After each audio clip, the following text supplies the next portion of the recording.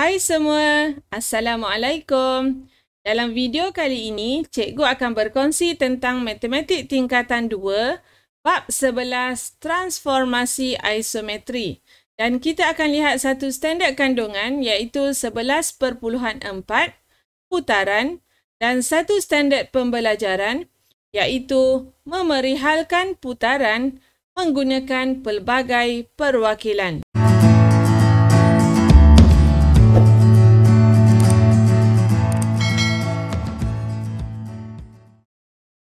Dalam video yang lepas, kita dah lihat bagaimana kita boleh mengenal pasti suatu transformasi itu adalah putaran sekiranya diberi objek dan juga imej. Dan kali ini kita akan melihat bagaimana kita memerihalkan suatu putaran menggunakan perwakilan putaran.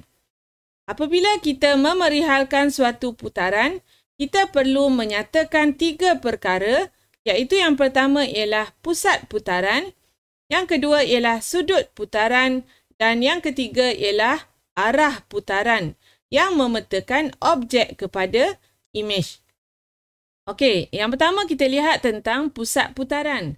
Pusat putaran ialah suatu titik pegun, iaitu titik tetap. Okey, sudut putaran pula melibatkan beberapa sudut khas, iaitu sudut 90 darjah, 180 darjah dan 270 darjah. Manakala untuk arah putaran hanya ada 2, iaitu kita akan melihat kepada arah jam ataupun lawan arah jam. Jadi yang pertama ni adalah ikut arah jam dan yang kedua ialah lawan arah jam. Jadi dalam perwakilan putaran, 3 perkara ini kamu perlu kenal pasti. Okey, seterusnya kita lihat yang pertama. Dalam rajah di bawah, P' ialah imej bagi P di bawah suatu putaran. Huraikan putaran itu. Okey, huraikan putaran ni maksudnya kamu perlu kenal pasti sudut, kenal pasti pusat putaran dan juga arah putaran. Okey, jadi di sini kita akan lihat yang pertama sekali kita lihat kedudukan imej dan objek. Okey, jadi di sini yang bertanda P ni adalah objek dan yang ada tanda ni P' ialah imej. Okey, langkah pertama kamu kena kenal pasti arah antara objek dan imej itu diputarkan.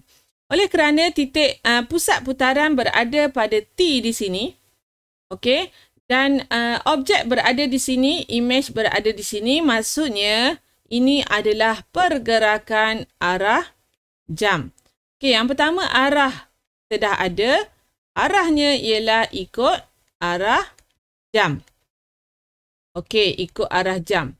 Okey, yang kedua, untuk mengenal pasti sudut yang terlibat dalam putaran ini, langkah pertama kamu pilih satu titik yang ada pada objek, sambungkan titik tersebut pada pusat putaran dan daripada pusat putaran kita akan sambungkan ke titik yang sepadan pada imej. Contohnya, contohnya cikgu pilih satu titik pada objek, cikgu sambungkan kepada pusat putaran dan daripada pusat putaran kita akan sambungkan titik yang sepadan pada imej.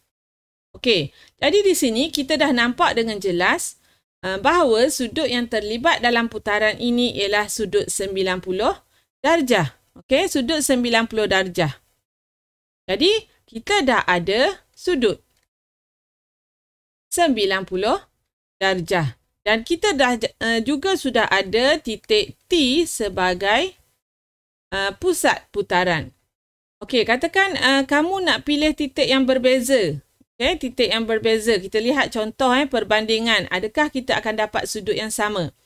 Jadi, kita pilih titik yang berbeza. Katakan cikgu pilih titik di sini. Kita sambungkan kepada pusat putaran dan daripada pusat putaran ini kita sambungkan kepada titik yang sepadan pada imej. Jadi kita dapati walaupun kita pilih titik yang berbeza, kita tetap akan dapat sudut yang sama, iaitu sudut 90 darjah. Maksudnya di sini, kamu boleh pilih mana-mana titik yang sepadan di antara objek dan imej. Okey? Okey, jadi seterusnya kita dah ada arah, kita dah ada sudut, kita dah ada pusat putaran. Jadi, tulis dalam bentuk ayat iaitu putaran 90 darjah ikut arah jam pada titik T. Okey, putaran 90 darjah ikut arah jam pada titik T. Okey, ini cara untuk kamu menghuraikan suatu putaran. Okey, seterusnya kita lihat rajah yang kedua. P' ialah imej bagi P di bawah suatu putaran, huraikan putaran itu. Okey, sama juga di sini, diberi objek, diberi imej dan diberi pusat putarannya iaitu T. Okey, jadi kita akan ulang langkah yang sama.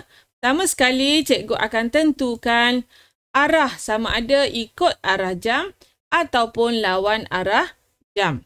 Okey, jadi pusat putaran berada pada titik T di bawah ni dan di sini adalah objek. Yang ni adalah imej. Maksudnya pergerakannya adalah lawan arah jam. Sebab untuk suatu transformasi, objek akan pergi kepada imej. Jadi kita dah ada arah di sini iaitu lawan arah jam. Okey, lawan arah jam kita dah ada arah, kita dah ada pusat. Okey, pusatnya diberi iaitu titik T. Okey, dan apa yang kita perlu cari adalah sudut. Okey, satu lagi yang kita perlu cari adalah sudut. Okey, jadi untuk dapatkan sudut, pilih satu titik yang sepadan dekat objek. Okey, sambungkan titik tersebut pada pusat putaran. Dan seterusnya dari pusat putaran, sambungkan ke titik yang sepadan di imej. Okey, dan apabila kita sambungkan, kita akan dapat sudutnya di sini. Iaitu 90 darjah. Okey, cukup untuk kamu pilih satu pasangan titik yang sepadan dan daripada situ kita dapat melihat putaran ini pada sudut berapa darjah. Okey, dan katakan cikgu nak tunjuk satu lagi melibatkan titik yang lain. Okey, katakan kita nak pilih titik yang lain. Okey, jadi yang garis hijau ni cikgu pilih titik yang kedua. Okey, dan titik tersebut pada imej ialah di sini dan kita sambungkan. Kita dapati garisan hijau juga membentuk sudut yang sama. Sebab itulah cikgu kata, cukup untuk kamu pilih satu pasangan titik yang sepadan sahaja untuk menentukan sudut putaran. Okey, jadi kita dah ada ketiga-tiga, kita boleh huraikan dalam bentuk ayat. Iaitu,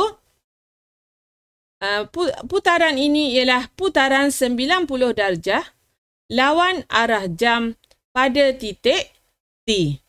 Okay, nyatakan putaran, sudut berapa, arahnya dan juga pada pusat putaran yang mana.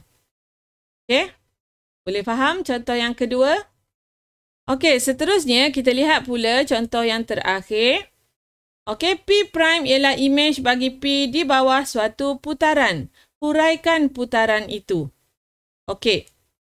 Jadi yang ni kita lihat, yang pertama sekali kita ada di sini P sebagai objek dan di sini P' sebagai imej.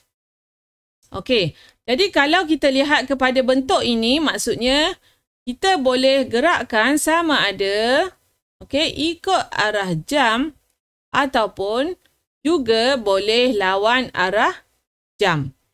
Okey, nanti kita lihat yang mana satu. Okey. Dan kita dah ada titiknya sebagai pusat putaran iaitu titik T. Okey, jadi titik T kita dah ada diberi. Okey. Arahnya nanti kita akan lihat semula sebab dua-dua boleh sama ada melibatkan ikut arah jam ataupun lawan arah jam. Dan sekarang ni yang terakhir yang kita perlu cari ialah sudut. Okey, sudut yang terlibat dalam putaran ini. Jadi kita akan sambungkan, katakan cikgu pilih titik ini pada objek, cikgu sambungkan ke imej. Okey, cikgu sambungkan ke pusat putaran. Okey, dan daripada pusat putaran, cikgu sambungkan kepada titik yang sepadan di imej. Okey, dan kita dapati bahawa daripada titik objek ke pusat putaran ke titik imej membentuk suatu garis lurus. Dan satu garis lurus sebenarnya ialah sudut 180 darjah. Okey, jadi untuk pengesahan, kita lihat satu lagi pasangan titik. Okey, katakan kita pilih titik yang kedua. Okey, titik ini cikgu sambungkan ke pusat putaran. Dan daripada pusat putaran, cikgu sambungkan ke titik pada imej. Dan kita juga dapat satu garis lurus. Maksudnya memang sudut putaran ini ialah 180 darjah. Dan istimewanya untuk sudut 180 darjah, arahnya sama ada ikut arah jam ataupun lawan arah jam akan dapat imej yang sama. Jadi untuk huraian putaran ini, jawapannya ialah putaran 180 darjah pada titik T. Okey, kenapa tidak dinyatakan arah di sini? Okey, istimewanya untuk sudut 180 darjah, imej yang dihasilkan melalui putaran 180 darjah ikut arah jam adalah sama dengan putaran 180 darjah lawan arah jam. Okey, ikut arah jam ataupun lawan arah jam akan dapat imej yang sama. Jadi kita perlu nyatakan sudut sahaja dan juga pusat putaran. Okey, jadi cikgu harap awak boleh faham bagaimana untuk memerihalkan putaran dalam bentuk perwakilan putaran. Okey, kenal pasti di manakah pusat putaran, berapakah sudut putaran dan juga arah putaran sama ada ikut arah jam ataupun lawan arah jam. Okey, seperti biasa sekiranya ada apa-apa persoalan, bolehlah ditulis di ruangan komen. Berminat dengan video-video yang cikgu kongsikan? Jangan lupa untuk like, share, komen serta subscribe. Terima kasih.